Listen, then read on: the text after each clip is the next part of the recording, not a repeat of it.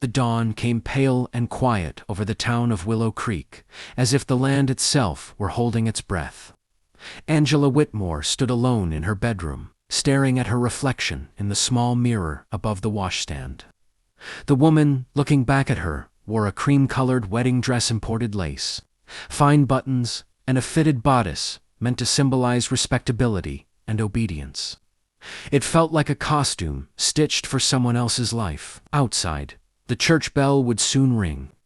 By midday, Angela was expected to walk down the aisle and marry Horace Bellamy, a man chosen not by her heart, but by her father's ambition. Horace owned land, cattle, and influence. What he lacked was kindness. Angela's hands trembled as she lifted the veil from her hair and laid it carefully on the bed. She had spent weeks telling herself she could endure this marriage, that survival was the same as living. But last night, as she listened to her father toast her bright future, something inside her broke loose like a wild horse. She crossed the room and opened the small trunk at the foot of her bed.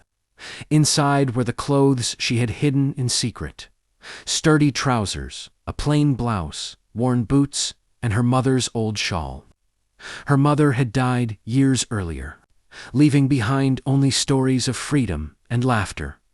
Things Angela barely remembered, but deeply missed. "I'm sorry," Angela whispered to the empty room, though she wasn't sure if she was apologizing to her father, her town, or the girl she used to be. She dressed quickly, folding the wedding gown and leaving it behind like a shed skin.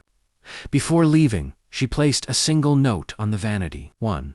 Choose my own life. The back door creaked softly as she slipped out, the early air cool against her skin.